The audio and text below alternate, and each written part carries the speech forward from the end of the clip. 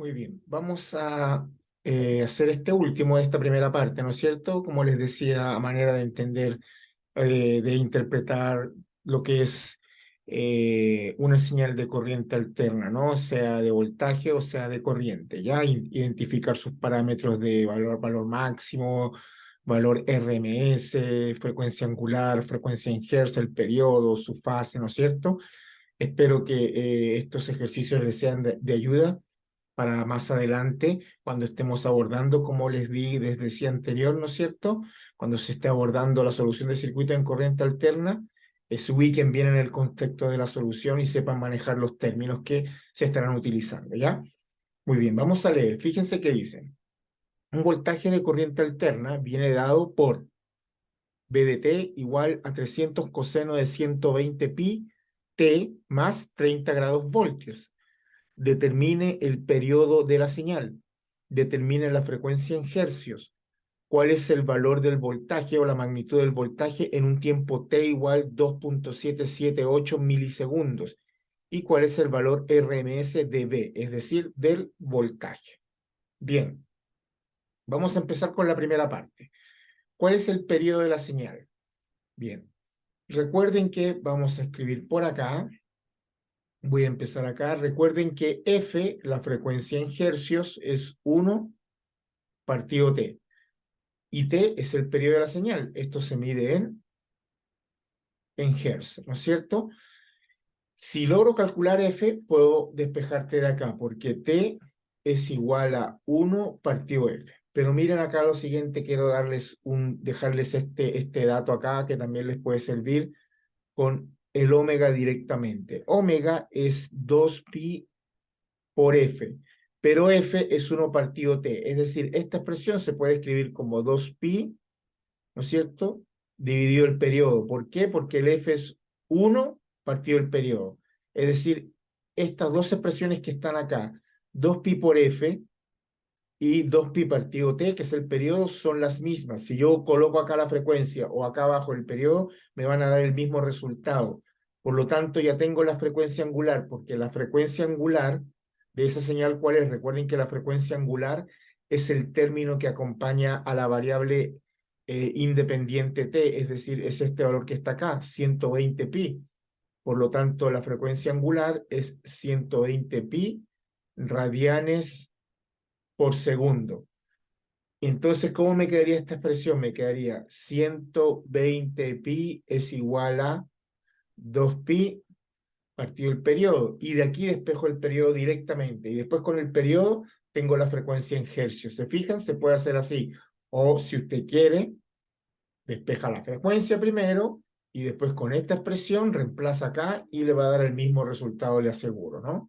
Y entonces, ¿cómo quedaría esto? Bueno, entonces esto, si yo despejo, me quedaría que el periodo de la señal, pasando esto para acá, me quedaría 2pi, ¿no es cierto?, sobre 120 pi. Los pi se me cancelan, ¿no es cierto? Y me queda que el periodo de la señal es aproximadamente ¿cuánto? Bueno, sería dividir, ¿no? Sería 2 dividido 120, eso es aproximadamente 16,7, eso es 16,66666.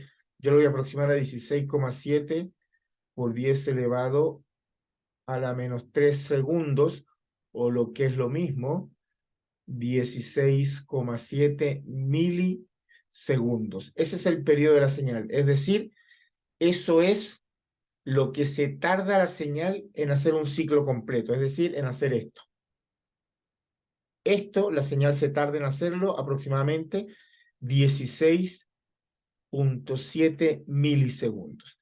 Bien, ya tenemos la primera parte. Vamos con la parte 2 o la B, que es determine la frecuencia en Hz. Bueno, eso es muy fácil, ¿no? Aquí la frecuencia en Hz me quedaría 1 dividido esto, ¿no? Dividido 6,16, perdón, 17 por 10 elevado a la menos 3. Aproximadamente la frecuencia, ¿cuánto va a ser? Si yo divido 1 dividido en el periodo, me da 60 hercios aproximadamente, ¿no?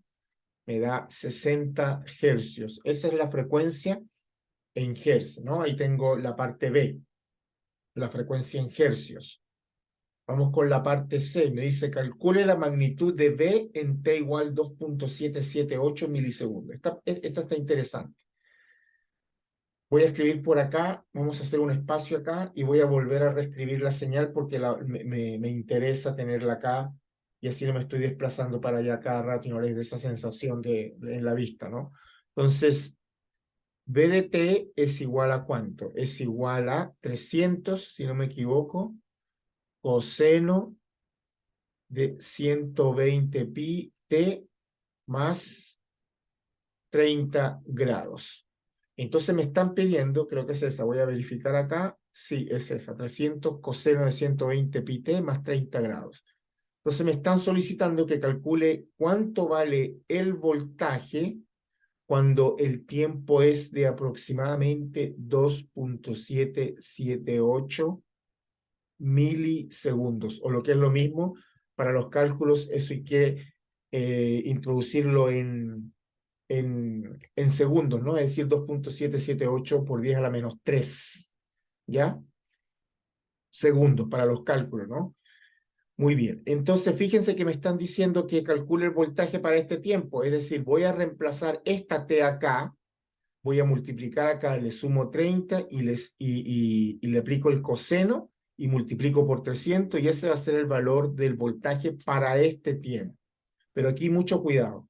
Fíjense que la frecuencia angular 120 pi, eso es radianes por segundo, y aquí tengo grados, por lo tanto no puedo sumar esto con esto en unidades distintas, o tengo que pasar esto a grados, y cuando sumo acá para que me quede 30 grados y le aplique el coseno, o transformo esto a radianes, pero si transforman esto a radianes, recuerden que en la calculadora tienen que tenerla en radianes, ¿ya? Yo lo voy a hacer en grados, que es el costumbre a trabajar en grado, ¿no? Se acostumbra cuando trabajamos, como les decía en el video anterior, los circuitos de corriente alterna, la calculadora siempre en modo degree, que es grados, ¿no? En inglés, por supuesto. Ya, entonces vamos a pasar esto a grados para tener todo en la misma unidad.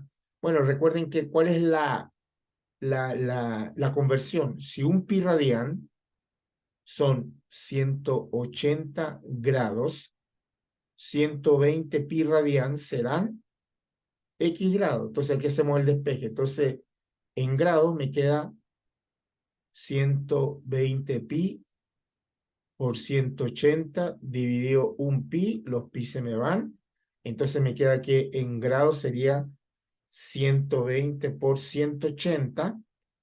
Me queda 21.600 grados, ¿no es cierto? Grados por segundo, ¿no? Fíjese que esa es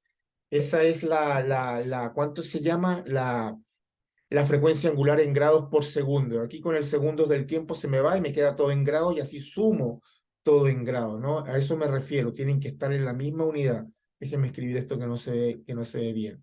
Esto es grados por segundo. Fíjense que, como les decía aquí, cuando multiplico esto, que es esto ahora, con el tiempo, como el segundo está abajo, con el segundo del tiempo, se me va a ir el segundo y me queda grados, y lo sumo con 30 grados, ¿no es cierto? Y ahí me va a quedar todo en una misma unidad. Repito, esto lo tienen que pasar a grados para hacer el cálculo aquí, si no la calculadora no lo va a entender, porque esto está en grados y recuerden que esto está en pi radianes. Y aquí tienen la secuencia para pasarlo, estos 120 pi radianes por segundo para pasarlo a grados, ¿no? Ya, muy bien, ahora lo que hacemos es reemplazar. Vamos a reemplazar, vamos a resolver esto primero, esto que está acá primero. Entonces me queda 21.600 por 2.778 milisegundos, es decir, 2.778 por 10 a la menos 3 segundos, y así el segundo que está acá, con este segundo de acá se me cancelan y me queda todo en grados. Esto aproximadamente sería 21.600 por 2.778, recuerden que está en mili por 10 a la menos 3 para pasarlo a segundos. Eso aproximadamente es 60 grados, da 60,0048. Lo vamos a aproximar a 60 grados.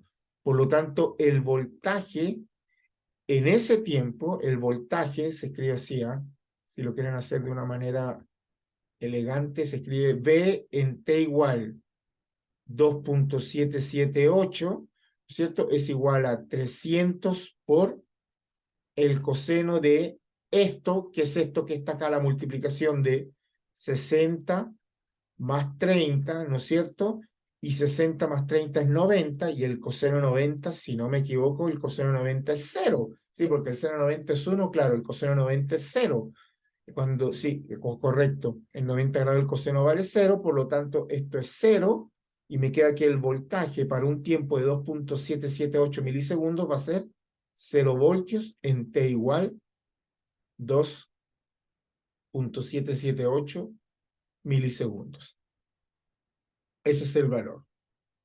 Ustedes lo pueden hacer, qué sé yo, les pueden preguntar, quizás su profe le pregunte, calcule el voltaje para un tiempo de T igual 4 milisegundos. Entonces recuerden que la frecuencia, como viene expresada en radianes por segundo, hay que pasarla a grados para que cuando yo sume con el ángulo de fase, porque recuerden que aquí el ángulo de fase de la señal, recuerden que el ángulo de fase de esa señal, el phi, vale 30 grados. Y cuando yo sumo esto con esto, tienen que estar en la misma unidad. Ojo con ese detallito, ¿ya? Y por último, me están diciendo que calcule el valor RMS de la señal. Bueno, que es aplicar la fórmula, ¿no? ¿Cuál es el valor máximo de esta señal de voltaje? Bueno, el V máximo es igual a 300 voltios. Por lo tanto, el VRMS, ¿no es cierto? El VRMS va a ser el V máximo, que son los 300 dividido raíz de 2. ¿Y eso aproximadamente cuánto sería? Bueno, si dividimos acá 300, lo dividimos en raíz de 2, ¿no es cierto? Acá me queda raíz de 2, eso es igual a 212, ¿no es cierto? 212,13 voltios. Ese es el valor RMS de esa señal, ¿ya? Ese es el valor RMS de esa señal. Por ejemplo, si el enchufe de su casa le bota 220 voltios RMS, ¿cuál sería el valor máximo? 220 por raíz de 2, al revés, ¿no? Se la dejo ahí de formación general, ¿no? Apréndanse a manejar con estos términos.